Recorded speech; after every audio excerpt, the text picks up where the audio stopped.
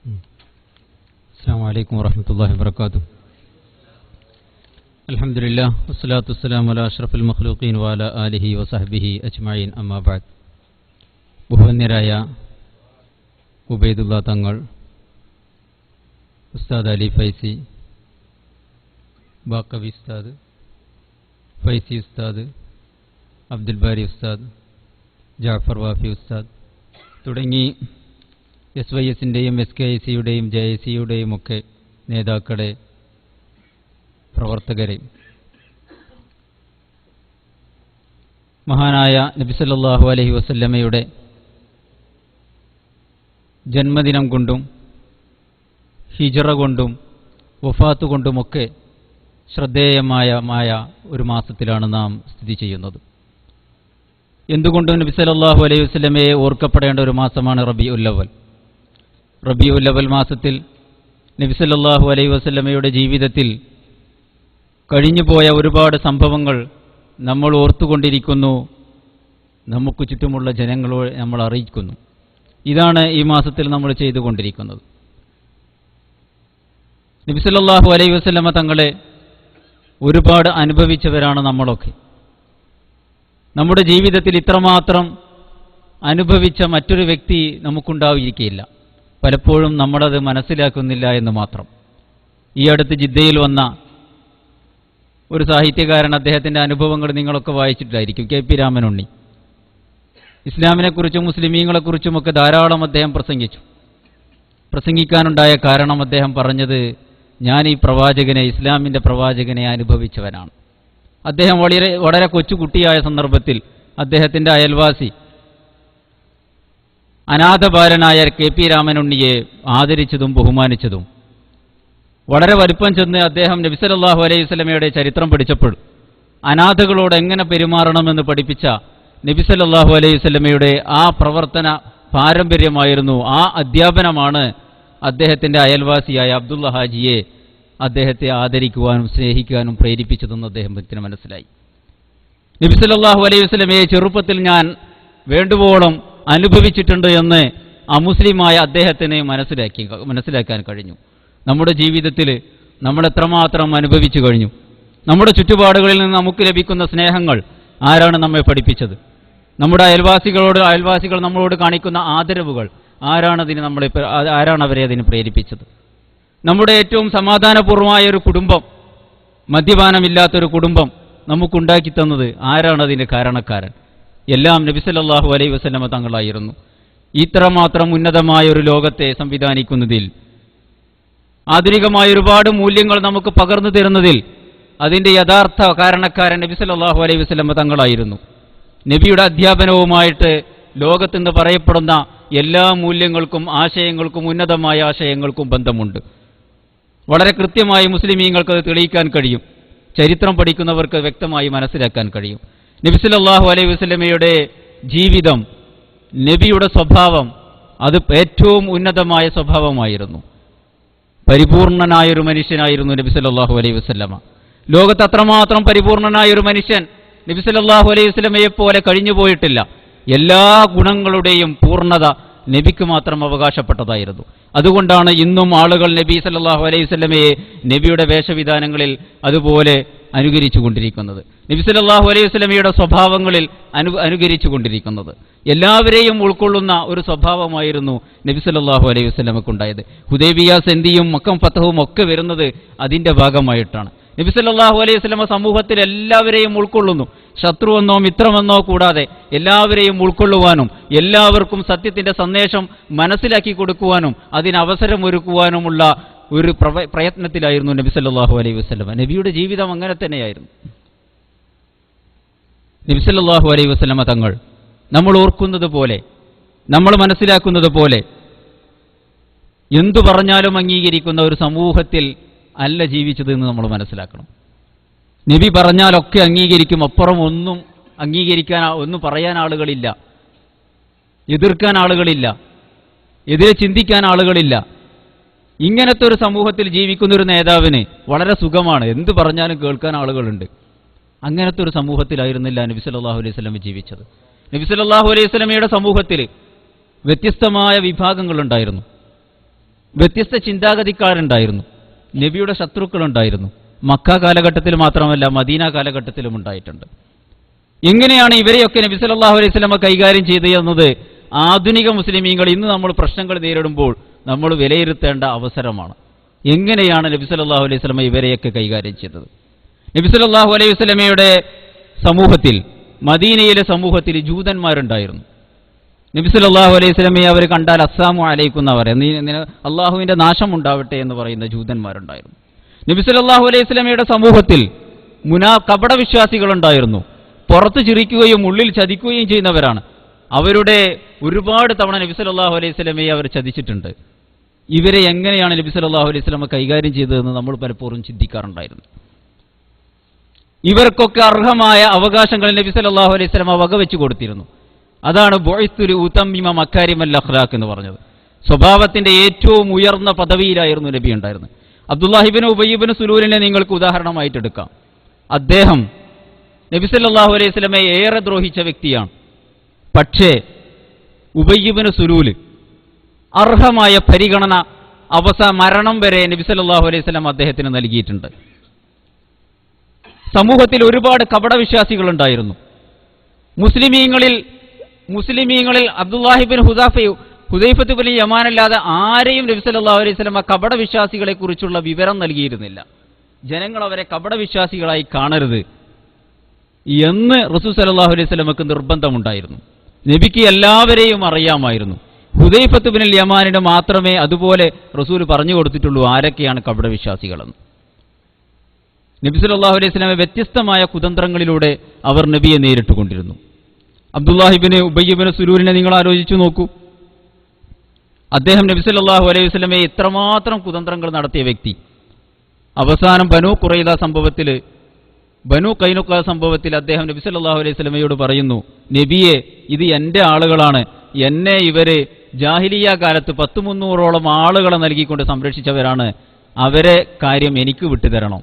നബി സല്ലല്ലാഹു അലൈഹി വസല്ലമ വിട്ടുകൊടുക്കാൻ താല്പര്യമുണ്ടായിരുന്നില്ല. നബി അദ്ദേഹത്തോട് പറഞ്ഞു, എന്നെ വെറുതെ വിടൂ, ഞാൻ തീരുമാനിക്കട്ടെ. അബ്ദുല്ലാഹി ഇബ്നു ഉബയ്യ് ഇബ്നു സുലൂൽ വെറുതെ വിട്ടില്ല. റസൂൽ സല്ലല്ലാഹു അലൈഹി വസല്ലമയെ കെട്ടിപ്പിടിച്ചു. എന്നിട്ട് പറഞ്ഞു, എനിക്ക് വിട്ടുതരണം. ആരാണ് പറയുന്നത്?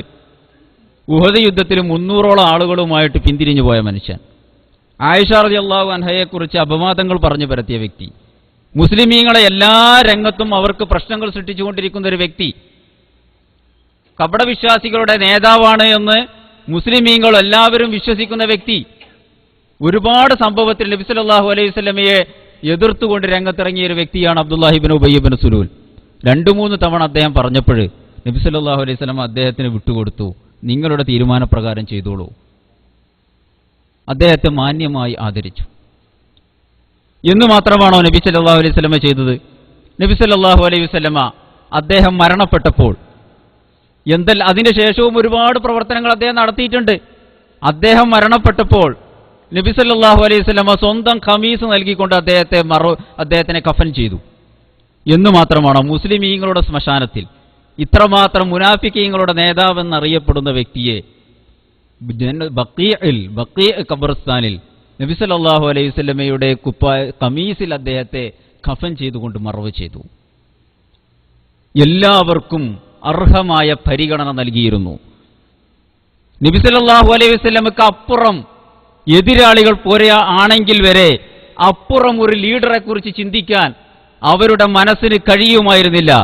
അതായിരുന്നു നബി സല്ലല്ലാഹു അലൈഹി വസല്ലമ ലോകത്തിന് പഠിപ്പിച്ച ഉന്നതമായ സ്വഭാവ മൂല്യങ്ങൾ. ലീഡർഷിപ്പ് ക്വാളിറ്റി അതായിരുന്നു. നബി സല്ലല്ലാഹു അലൈഹി വസല്ലമയുടെ ഈ സ്വഭാവങ്ങളെല്ലാം ഒത്തുണിങ്ങുന്നതാണ് ഹുദൈബിയ സന്ധിയിലും നമ്മൾ കാണുന്നത്. നബി സല്ലല്ലാഹു അലൈഹി വസല്ലമ വലിയ ഒരു നയതന്ത്ര വിദഗ്ധനായിരുന്നു. നബി സല്ലല്ലാഹു അലൈഹി വസല്ലമയുടെ നയതന്ത്ര വൈദഗ്ധ്യം നമുക്ക് അവിടെ കാണുന്നു. നബി സല്ലല്ലാഹു അലൈഹി വസല്ലമ സമൂഹത്തിൽ എല്ലാവരും ഇസ്ലാമിലേക്ക് വരണമെന്ന് മനസ്സുകൊണ്ട് ആഗ്രഹിച്ചവരായിരുന്നു. ഒരിക്കലും ജയിക്കണം തോൽക്കണം എന്ന ആഗ്രഹം നബിക്കുണ്ടായിരുന്നില്ല. ജയിക്കണം, ഒരിക്കലും തോൽക്കരുത് എന്ന ആഗ്രഹമായിരുന്നില്ല നബി സല്ലല്ലാഹു അലൈഹി വസല്ലമയുടെ മനസ്സിൽ. നബിയുടെ മനസ്സിലുണ്ടായിരുന്നത് എല്ലാ മനുഷ്യരും രക്ഷപ്പെടണമെന്ന യഥാർത്ഥമായ ഒരു ആഗ്രഹം മാത്രം. ആത്മാർത്ഥമായി നബി സല്ലല്ലാഹു അലൈഹി വസല്ലം അത് ആഗ്രഹിച്ചു. അതിന്റെ ഭാഗമായാണ് ഹുദൈബിയ സന്ധി നടക്കുന്നത്. നബിയുടെ ജീവിതത്തിലൊക്കെ അങ്ങനെ തന്നെയാണ്. നബിയുടെ ജീവിതത്തിലൊക്കെ ശത്രുക്കളാണെങ്കിൽ വരെ അവർക്ക് ഇടം കൊടുത്തതും അതിനു വേണ്ടിയാണ്. നബി സല്ലല്ലാഹു അലൈഹി വസല്ലമയുടെ വീട്ടിൽ വേലക്കാരനായിട്ടൊരു ജൂതനുണ്ടായിരുന്നു. ഒരു ജൂതക്കുട്ടി നബിയുടെ വീട്ടിൽ വേലക്കാരനുണ്ടായിരുന്നു. എന്തിനാണ് നബി സല്ലല്ലാഹു അലൈഹി വസല്ലമ ജൂതനായ ഒരു കുട്ടിയെ വേലക്കാരനായിട്ട് വെച്ചത്? മുസ്ലിം കുട്ടികൾ ഇല്ലാത്തത് കൊണ്ടായിരുന്നോ? അൻസാരി കുട്ടികൾ ഇല്ലാത്തത് കൊണ്ടായിരുന്നോ? മുസ്ലിമിലും ബുഖാരിയിലുമൊക്കെ റിപ്പോർട്ട് ചെയ്യുന്ന വന്ന ഹദീസാണത്. നബി സല്ലല്ലാഹു അലൈഹി വസല്ലമയുടെ വീട്ടിൽ ഒരു ജൂതക്കുട്ടി സേവനമനുഷ്ഠിച്ചിരുന്നു. ജൂതക്കുട്ടിക്ക് രോഗമായപ്പോൾ നബി അവനെ സന്ദർശിക്കാൻ വേണ്ടി വീട്ടിലേക്ക് ചെന്നപ്പോൾ അവൻ അന്ത്യത്തോടടുത്തിരിക്കുന്നു എന്ന് നബി മനസ്സിലാക്കിയപ്പോൾ നബി സല്ലല്ലാഹു അലൈഹി വസല്ലം അവനോട് പറഞ്ഞു, നീ ഇസ്ലാമിലേക്ക് വരൂ, ഷഹാദത്ത് കലിമ ചൊല്ലൂ, എന്നാൽ നീ രക്ഷപ്പെടും എന്ന് കുട്ടിയോട് പറഞ്ഞു. കുട്ടി അദ്ദേഹത്തിന്റെ പിതാവിനെ നോക്കി. അവൻ ജൂതനായ പിതാവിനെ നോക്കി കുട്ടിയോട് പിതാവ് പറഞ്ഞു, അതി അബുൽ ഖാസിം പറയുന്നതിനെ നീ അനുസരിച്ചോ എന്ന് പറഞ്ഞു. ഉടൻ കുട്ടി ഷഹാദത്ത് കലിമ ചൊല്ലി. നബി അത് കുട്ടി നന്നായി മനസ്സിലാക്കിയ കുട്ടിയാണ്. നബിയുടെ വ്യക്തിജീവിതം മനസ്സിലാക്കിയതാണ്, സ്വഭാവം മനസ്സിലാക്കിയതാണ്, നബിയുടെ ആദർശങ്ങൾ മനസ്സിലാക്കിയതാണ്. പിന്നീട് ആലോചിക്കേണ്ടി വന്നില്ല. അവൻ ഷഹാദത്ത് കലിമ ചൊല്ലി. നബി സല്ലല്ലാഹു അലൈഹി വസല്ലം വീട്ടിൽ നിന്ന് ഇറങ്ങി, അൽഹംദുലില്ലാഹില്ലദീ നജ്ജാഹു ബി മിനന്നാർ, അവനെ എന്നെക്കൊണ്ട് നരകത്തിൽ നിന്ന് രക്ഷിച്ച അള്ളാഹുവിന് സർവസ്തുതിയും എന്ന് പറഞ്ഞ് വീട്ടിൽ നിന്ന് ഇറങ്ങി വന്നു സന്തോഷത്തോടുകൂടെ എന്ന് കാണാം. എന്തിനാണ് നബി അങ്ങനെ ചെയ്തത്? ശത്രുക്കളായിരുന്നില്ലേ അവർ? മരണത്തിന്റെ തൊട്ടു മുന്നേ നബി സല്ലല്ലാഹു അലൈഹി വസല്ലം എന്തിനാണ് ജൂതന്റെ അടുത്ത് അങ്കി പണയം വെച്ചത്? സമ്പന്നരായ മുസ്ലിമീങ്ങൾ ഇല്ലാത്തത് കൊണ്ടായിരുന്നോ? ജൂതന്മാർ മുസ്ലിമീങ്ങളുടെ ഏറ്റവും വലിയ ശത്രുക്കളല്ലേ?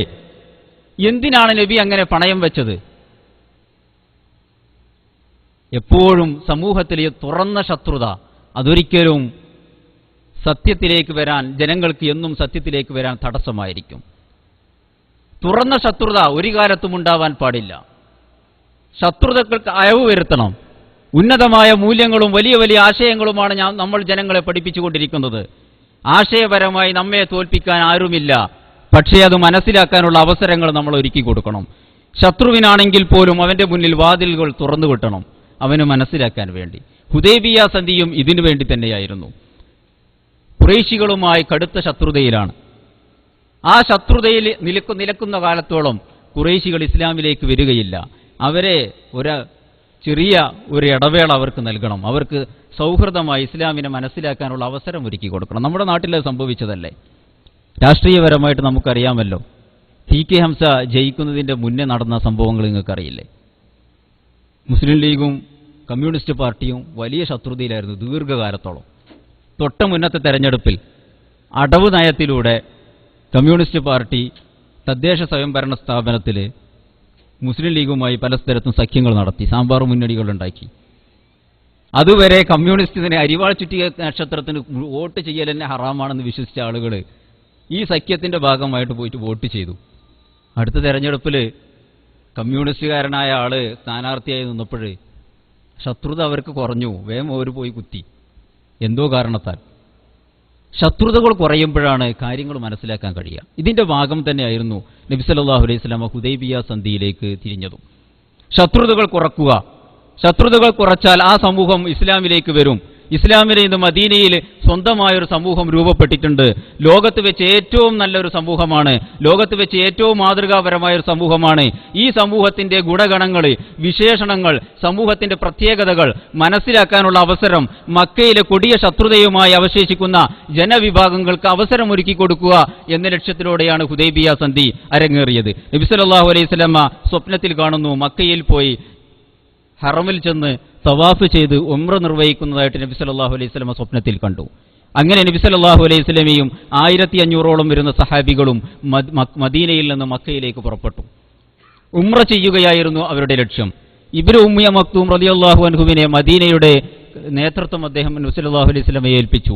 അങ്ങനെയാണ് നബി സല്ലല്ലാഹു അലൈഹി വസല്ലം പുറപ്പെട്ടപ്പോൾ മക്കയുടെ അടുത്തെത്തിയപ്പോൾ നബി സല്ലല്ലാഹു അലൈഹി വസല്ലമക്ക് അറിയാൻ കഴിഞ്ഞു, ശത്രുക്കളെ നബിയെ തടയാനായി തീരുമാനിച്ചിട്ടുണ്ട്. നബി പുറപ്പെട്ട വിവരം അറിഞ്ഞപ്പോൾ നബിയെ തടയാൻ അവർ തീരുമാനിച്ചു. വിവരമറിഞ്ഞ നബി സല്ലല്ലാഹു അലൈഹി വസല്ലം സഹാബികളിൽ ചില ആളുകളോട് പറഞ്ഞു, അവരില്ലാത്ത മറ്റൊരു വഴിയിലൂടെ നമ്മളെ തിരിച്ചുവിടണം. സാധാരണ നമ്മൾ വരുമെന്ന് അവർ പ്രതീക്ഷിക്കാത്ത ഒരു വഴിയിലൂടെ നമ്മളെ ആര് തിരിച്ചുവിടും? ഒരു സഹാബി ഉത്തരവ് ഏറ്റെടുത്തു, മാർഗം കാണിച്ചു കൊടുത്തു. കുറച്ചങ്ങോട്ട് നീങ്ങി നബി സല്ലല്ലാഹു അലൈഹി വസല്ലമയുടെ ഒട്ടകം മുട്ടുകുത്തി. ഒട്ടകത്തെ ചലിപ്പിക്കുമ്പോൾ ഒട്ടകം പോകുന്നില്ല. എല്ലാവരും പറഞ്ഞു ഒട്ടകം നബി സല്ലല്ലാഹു അലൈഹി വസല്ലമയെ കൈയൊഴിഞ്ഞു. നബി സല്ലല്ലാഹു അലൈഹി വസല്ലമ സഹാബികളോട് മറുപടി പറഞ്ഞു, ഹബസഹ ഹാബിസുൽ ഫീൽ. അബ്രഹത്തിന്റെ ഒട്ടകത്തെ, അബ്രഹത്തിന്റെ ആനകളെ ആരാണോ തടഞ്ഞു വെച്ചത്, ആ ആനയെ തടഞ്ഞു വെച്ചവനാണ് എൻ്റെ ഒട്ടകത്തെയും തടഞ്ഞു വെച്ചത്. കുറച്ചു കഴിഞ്ഞതിന് ശേഷം മറ്റൊരു ശ്രമം നടത്തി. ഒട്ടകം വേറൊരു വഴിയിലൂടെ തിരിഞ്ഞു നടന്നു.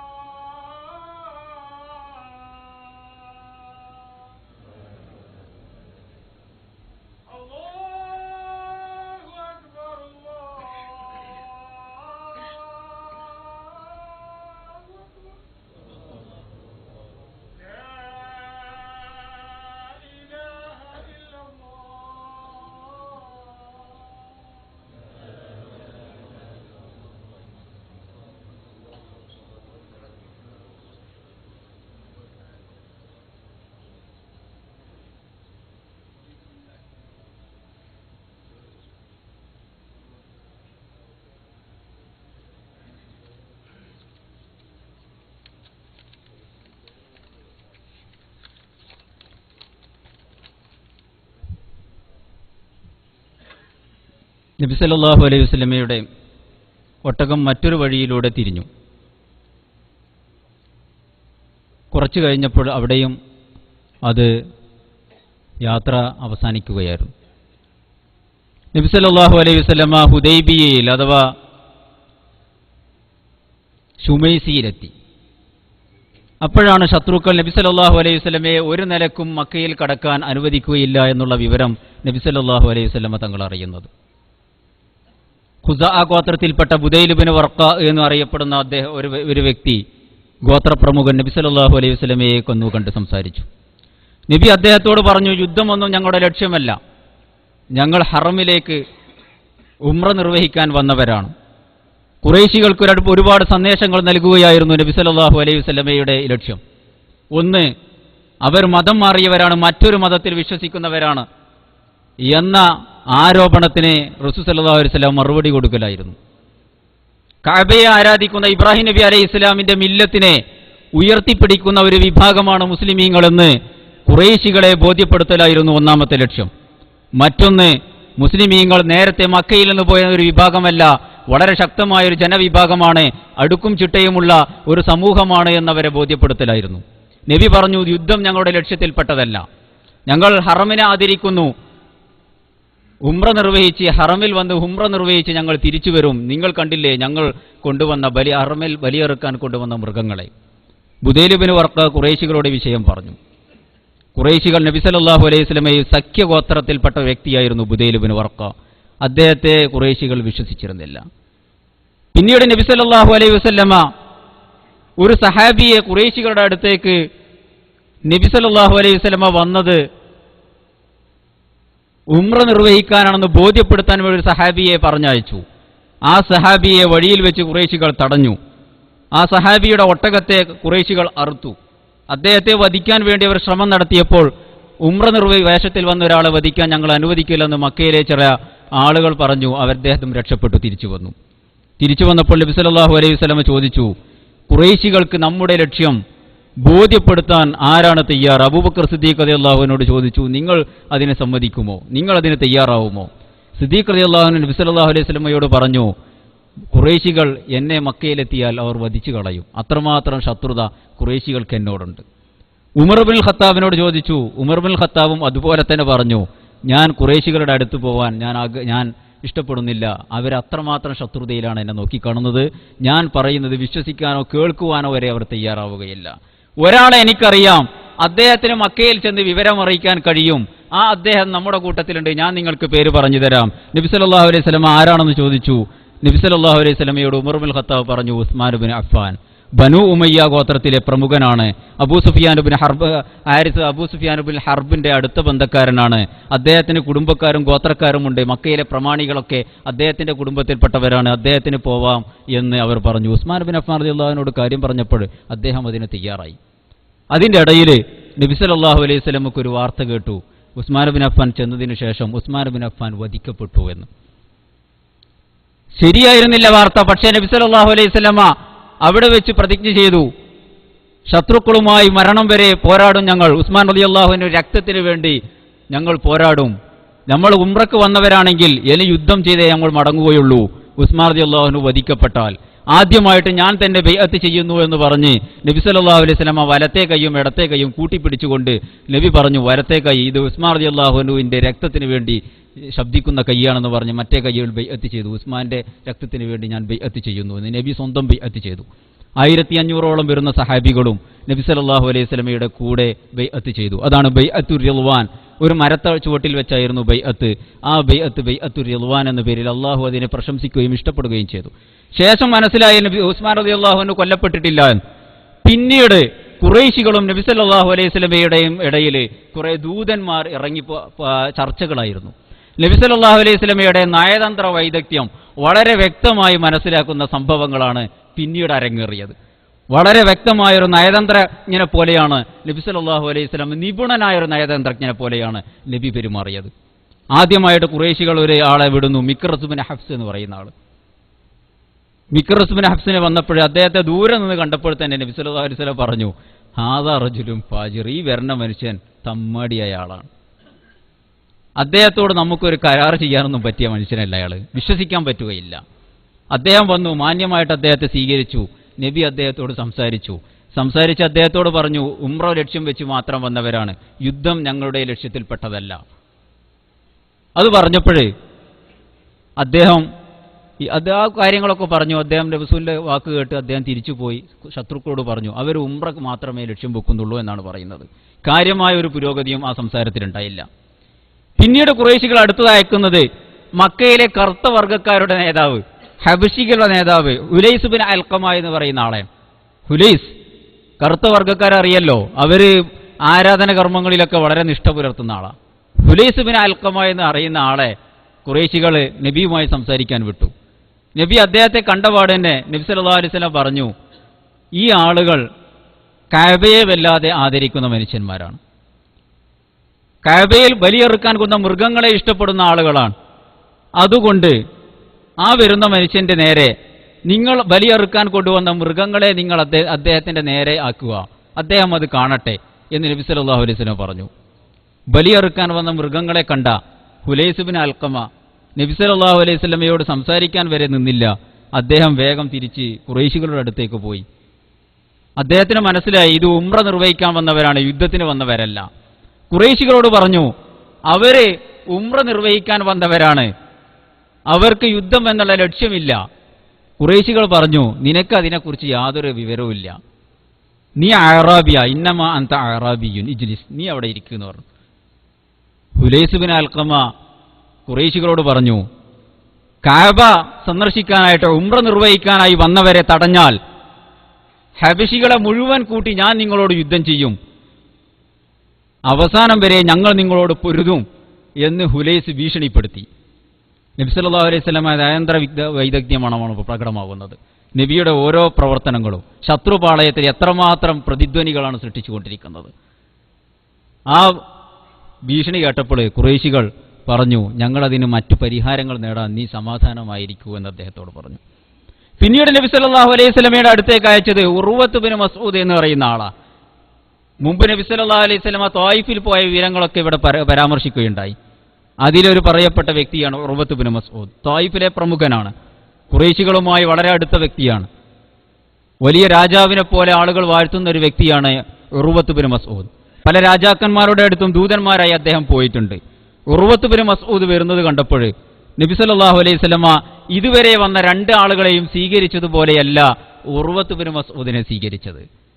നബി സല്ലല്ലാഹു അലൈഹി വസല്ലമയുടെ ചുറ്റും സഹാബികൾ നബിയെ പ്രത്യേകമായ രീതിയിൽ റസൂലിനെ വലയം ചെയ്തു. നബി സല്ലല്ലാഹു അലൈഹി വസല്ലമയുടെ വലതുഭാഗത്തും ഇടതുഭാഗത്തും നബിയെ സംരക്ഷിക്കാനുള്ള ബോഡി ഗാർഡുകളെ പോലുള്ള സഹാബികൾ അണിനിരന്നു. നബി സല്ലല്ലാഹു അലൈഹി വസല്ലമ മധ്യത്തിൽ നിൽക്കുന്നു. എന്നിട്ട് ഉർവത്ത് ബിൻ മസ്ഊദുമായിട്ട് ഒരു രാജകീയമായ രീതിയിലാണ് നബി സംസാരിച്ചു തുടങ്ങുന്നത്. ഉർവത്ത് ബിൻ മസ്ഊദ് പറഞ്ഞു, മക്കയിൽ കുറെ തമ്മാടികളെ നീ കൂടെ കൂട്ടി.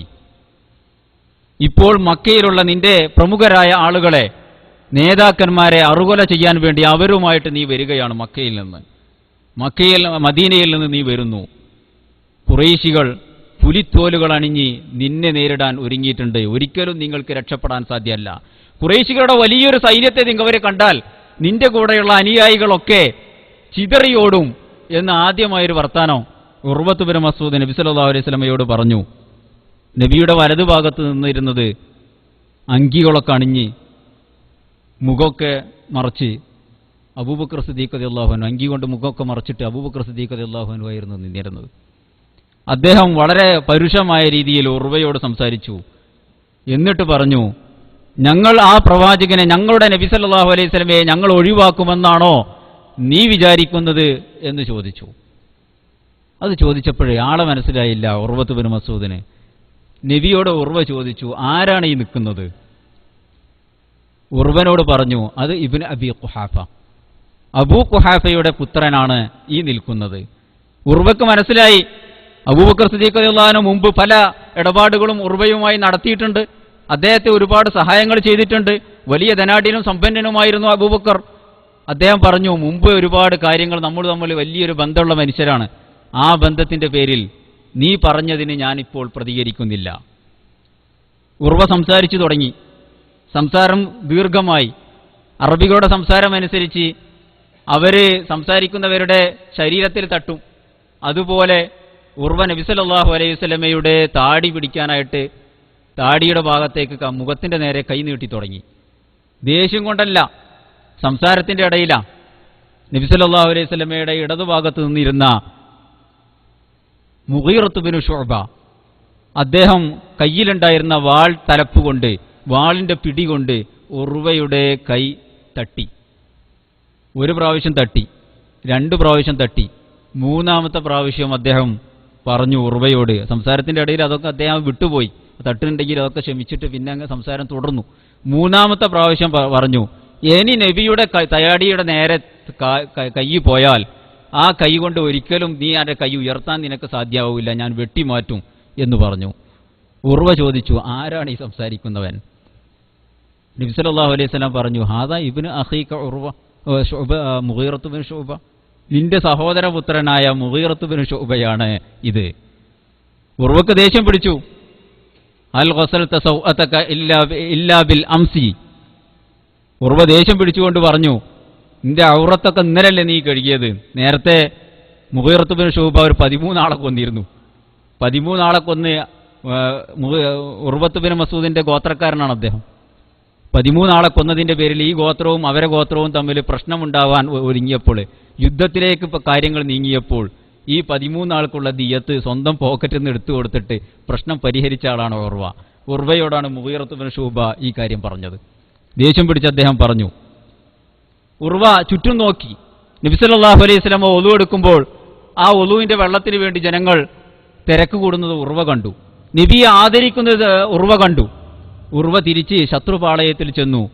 അവരോട് പറഞ്ഞു, പല രാജാക്കന്മാരുടെ അടുത്ത് ഞാൻ പോയിട്ടുണ്ട്, പക്ഷേ മുഹമ്മദ് സല്ലല്ലാഹു അലൈഹി വസല്ലമയെ അനുയായികൾ ആദരിക്കുന്നത് പോലെ ഒരാളെയും ആദരിക്കുന്നത് ഞാൻ കണ്ടിട്ടില്ല. നിങ്ങൾക്ക് അദ്ദേഹത്തോട് യുദ്ധം ചെയ്ത് ജയിക്കാൻ നിങ്ങൾക്ക് സാധ്യമല്ല, അദ്ദേഹത്തെ നിങ്ങൾ വെറുതെ വിട്ടോളൂ, ഇതാണ് എനിക്ക് ബോധ്യമാവുന്നത് എന്ന് ഉർവ നബി സല്ലല്ലാഹു അലൈഹി വസല്ലമ തങ്ങളോട് ശത്രുപാളയത്തിൽ പറഞ്ഞു. നബിയുടെ നയതന്ത്ര വൈദഗ്ധ്യമാണിത് കാണിക്കുന്നത്. ഓരോ ആളുകൾ നബി സല്ലല്ലാഹു അലൈഹി വസല്ലമയുടെ അടുത്ത് പോന്ന് തിരിച്ചു പോകുമ്പോൾ ശത്രുപാളയത്തിലുണ്ടാക്കുന്ന പ്രതിധ്വനികൾ വളരെ വലുതായിരുന്നു. അങ്ങനെ തുടർന്ന് ശത്രുപാളയത്തിലെ 50ഓളം ആളുകളെ മുസ്ലിമീങ്ങൾ പിടികൂടി. മുസ്ലിമീങ്ങളുടെ ക്യാമ്പിന്റെ ലക്ഷ്യം വെച്ച് വന്ന 50ഓളം യോദ്ധാക്കളെ പിടികൂടി നബി സല്ലല്ലാഹു അലൈഹി വസല്ലമയുടെ മുന്നിൽ ഹാജരാക്കുന്നു. നബി സല്ലല്ലാഹു അലൈഹി വസല്ലമ അവരെ വെറുതെ വിടുന്നു. ശത്രുക്കൾക്ക് പരസ്പരം ബന്ധിക്കാൻ വേണ്ടി ഒരു പാലമെന്നോണം അവരെ വെറുതെ വിടുന്നു. തുടർന്ന് സുഹൈൽ ഇബ്നു അംർ എന്ന് പറയപ്പെടുന്ന ഒരാൾ വരുന്നു. നബി സല്ലല്ലാഹു അലൈഹി വസല്ലം പറയുന്നു, ഹാദാ സുഹൈലുൻ സഹലല്ലാഹു അംറക്കും, വരുന്നത് സുഹൈലാണ്, അള്ളാഹു നിങ്ങളുടെ പ്രശ്നങ്ങളൊക്കെ എളുപ്പമാക്കി തീർത്തു എന്ന് നബി പറഞ്ഞു. അദ്ദേഹവുമായി കരാർ ചെയ്യുന്നു.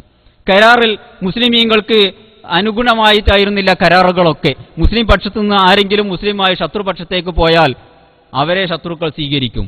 ശത്രുപക്ഷത്തു നിന്ന് ആരെങ്കിലും മുസ്ലിമീങ്ങളായിട്ട് ഇസ്ലാമിക പക്ഷത്തേക്ക് വന്നാൽ അവരെ സ്വീകരിക്കാൻ പാടില്ല, തിരിച്ചയക്കേണ്ടതാണ്. ഈ വർഷം ഉംറ ചെയ്യാതെ മുസ്ലിമീങ്ങൾ തിരിച്ച് പോവണം, അടുത്ത വർഷം അവർക്ക് ഉംറ ചെയ്യാം. ഇങ്ങനെയുള്ള കരാറുകളായിരുന്നു ഉണ്ടായിരുന്നത്. പ്രത്യക്ഷത്തിൽ ശത്രുക്കൾക്ക് അതൊരു സന്തോഷമായി, ഞങ്ങളാണ് വിജയിച്ചത് എന്നവർക്കൊരു ബോധ്യം വരുത്തി. പക്ഷേ ഇസ്ലാമിനെ അറിയാനും മനസ്സിലാക്കാനുമുള്ള നല്ലൊരു അവസരമായിരുന്നു അവർക്ക് നൽകിയത്. ആ അവസരം അവർ മുതലെടുത്തു. പല പ്രമുഖരായ ആളുകളും ഇസ്ലാമിലേക്ക് കടന്നു വന്നു. അങ്ങനെ ആ കടന്നുവരവ് നബി സല്ലല്ലാഹു അലൈഹി വസല്ലമയുടെ സമ്പൂർണമായ വിജയത്തിലേക്ക്, മക്കം ഫതഹിലേക്ക് കാരണമായി തീർന്നു. അതാണല്ലോ മക്ക വിജയം എന്ന പേരിൽ നമ്മൾ അറിയപ്പെടുന്നത്. ഇദാ ജാഅ നസ്റുല്ലാഹി വൽ ഫതഹ് വറഅയ്ത അന്നാസ യദ്ഖുലൂന ഫീ ദീനില്ലാഹി അഫ്വാജ. മക്ക വിജയം പൂർണ്ണമാകുന്നതോടുകൂടെ, മക്ക വിജയത്തോടുകൂടെ ഇസ്ലാമിന്റെ അധികാരം പൂർണ്ണമായി.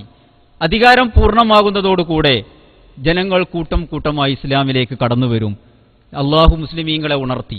ഒരു കാര്യം കൂടി ഇവിടെ നമ്മൾ ആലോചിക്കാനുണ്ട്. വൽ ഫതഹ്, ഫതഹ് പൂർണ്ണമാകുന്നതിലൂടെ എന്നാണ്.